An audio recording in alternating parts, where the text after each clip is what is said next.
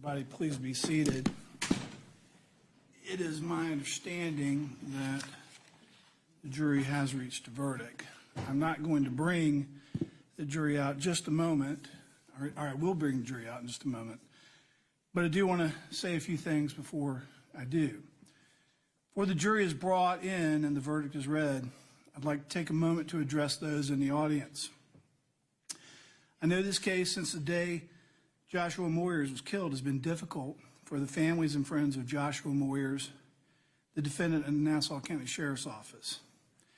Everyone on all sides to this point has been incredibly respectful of and patient with the judicial process. Given the nature of these proceedings, the jurors are faced with a binary choice. There will either be a sentence of life without parole or eligibility for the imposition of the death penalty, requiring an additional hearing before this court. There is no in between. Thus, there most likely will be one side that may be satisfied with the verdict and one side that will not be satisfied with the verdict. I understand that. I would not even begin to tell the family and loved ones of Joshua Moyers, the family of the defendant, or the members of the Nassau County Sheriff's Office how they should or should not feel after the verdict is returned. Whatever the verdict is, I only ask you to respect the jury's sacrifice and their hard work to reach the verdict, whatever that may be. And while people will agree or disagree, and they can express that outside of the courtroom, in here, I would also ask that you refrain from registering your feelings about the verdict until the jury has been dismissed and the court has adjourned. There is nothing easy about this process or what I am asking of you right now, but I ask you to please keep this in mind as I bring the jury in. Is there anything from either side?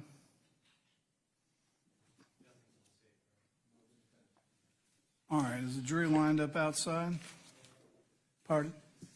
Thank you, Deputy. All right, why don't you bring the jury back in?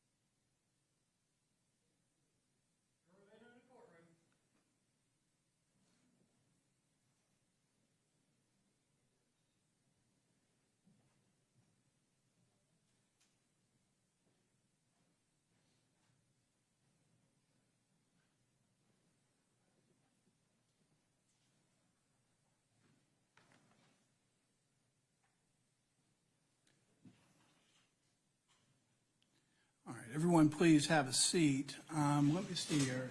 Where's our foreperson? All right, and your number, juror is what again? 58, all right. Juror number 58, has the jury reached a verdict? Will you please tender that verdict to our bailiff?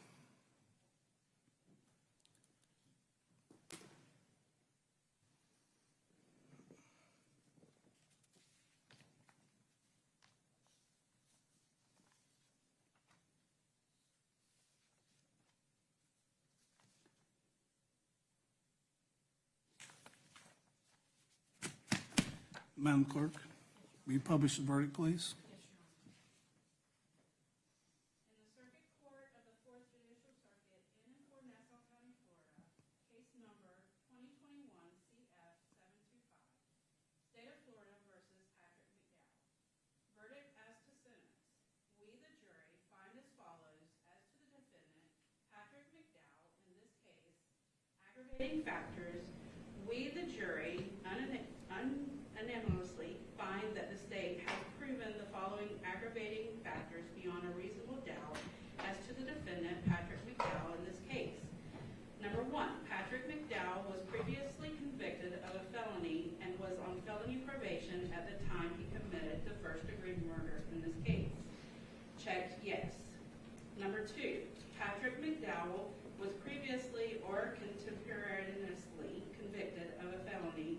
involving the use or threat of violence to another person? Checked yes. Number 3, the first-degree murder was committed for the purpose of avoiding or preventing a lawful arrest or effecting an escape from custody. Checked yes. Number 4, the first-degree murder was committed in a cold, calculated, and premeditated manner without any pretense of moral or legal justification. Checked yes. Number 5, Joshua Moyers was a law enforcement officer engaged in the performance of his official duties. Checked yes. If you answered yes to at least one of the aggravating factors listed above, please proceed on to section B. B, weighing process. Having unanimously found that at least one aggravating factor has been established beyond a reasonable doubt in section A above, and having conducted the weighing process as instructed, which requires determining whether sufficient aggravating factors exist and whether those aggravating factors outweigh the mitigating circumstances before making an individual decision as to the sentence, we, the jury, by the indicated vote and number, find that the defendant, Patrick McDowell, should be sentenced as follows. Indicate the number of jurors for life imprisonment without the possibility of parole. 1. Indicate the number of jurors for death. 11. We, the jury, understand that if there are 8 or more votes for death, then the jury's recommendation is for a sentence of death, and if there are fewer than 8 votes for death, then the jury's recommendation is for a sentence of life without the possibility of parole. So we say this 25th day of April 2024, foreperson number 58. Thank you, Madam Clerk. Would either side like the jury to be polled? We would, Your Honor. Do you, juror number 6, agree that the decisions as read by the clerk accurately reflects what the jury decided? Do you, juror number 8, agree that the decisions as read by the clerk accurately reflects what the jury decided? Do you, juror number 9, agree that the decisions as read by the clerk accurately reflects what the jury decided? I do. Do you, juror number 23, agree that the decisions as read by the clerk accurately reflects what the jury decided? I do. Do you, jury number 30, agree that the decisions as read by the clerk accurately reflects what the jury decided? Do you, juror number 44, agree that the decisions as read by the clerk accurately reflects what the jury decided? Do you, juror number 49, agree that the decisions as read by the clerk accurately reflects what the jury decided? Do you, juror number 58, agree that the decisions as read by the clerk accurately reflects what the jury decided? I do. Do you, juror number 63, agree that the decisions as read by the clerk accurately reflects what the jury decided? I do. Do you, juror number 73, agree that the decisions as read by the clerk accurately reflects what the jury decided? I do. Do you, juror number 79, agree that the decisions as read by the clerk accurately reflects what the jury decided? I do. And do you, juror number 85, agree that the decisions as read by the clerk accurately reflects what the jury decided? I do. Again, thank you, Madam Clerk. Ladies and gentlemen, I wish to thank you for your time and consideration of this case. I also wish to advise you of some very special privileges enjoyed by jurors. No juror can ever be required to talk about the discussions that occurred in the jury room except by court order. For many centuries, our society has relied upon juries for consideration of difficult cases.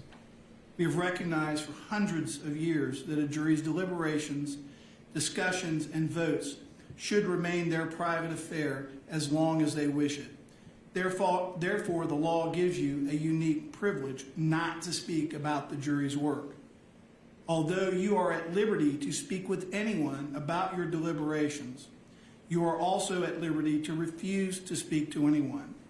A request to discuss either your verdict or your deliberations may come from those who are simply curious, from those who might seek to find fault with you, from the media, from the attorneys, or elsewhere. It will be up to you to decide whether to preserve your privacy as a juror.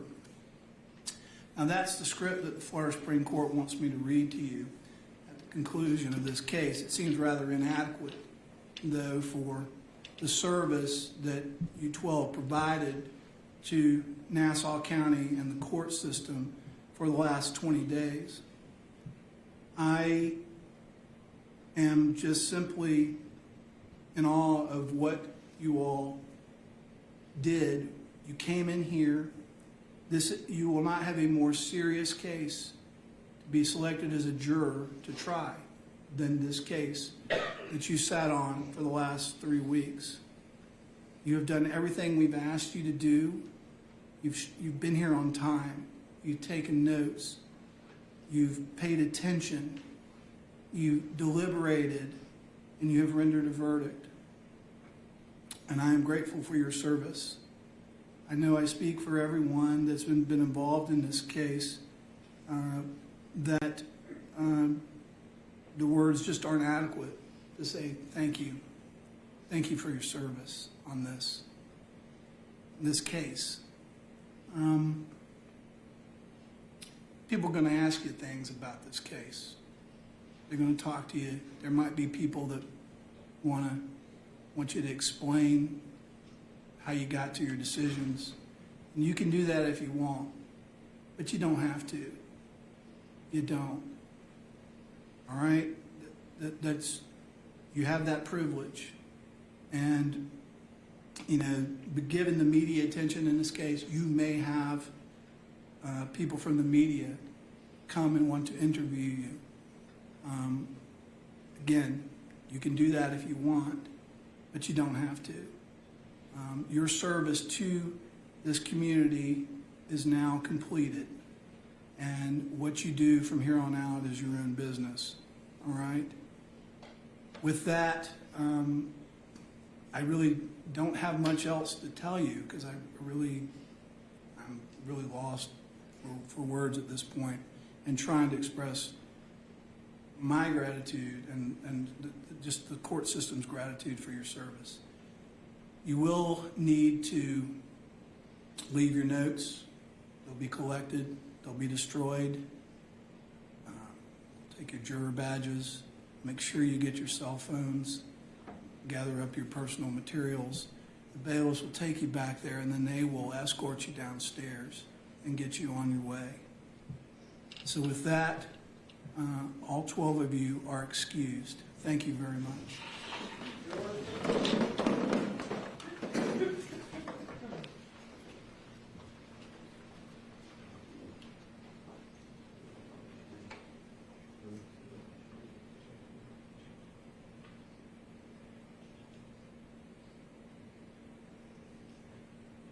Everybody, please be seated. At this time, I'm not really in a position, nor do I think is our counsel, to really schedule the next hearing. What I'm going to do, Madam Clerk, is we're just going to schedule as a placeholder a past date for, let's say, next Thursday, which would be the 2nd, I believe, May 2nd. Between now and then, my office will reach out to all parties concerned to schedule the next hearing. All right?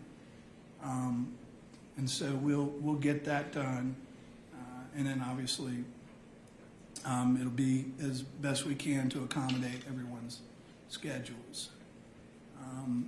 Is there anything that either side needs to discuss at this time? All right. This is what I'd ask also of those that are here in the courtroom. I need some time for the jurors to get back to their car. So please, if you would, you're certainly allowed to be in the courtroom and also to go outside of the courtroom and stay in the courthouse. But please allow the deputies the time to take the jurors back to their cars so they can get on their way before everyone disperses. With that, I want to thank counsel on both sides for your professionalism and your advocacy. You will not see any better attorneys than you saw this past 3 weeks. We'll be in recess. All right.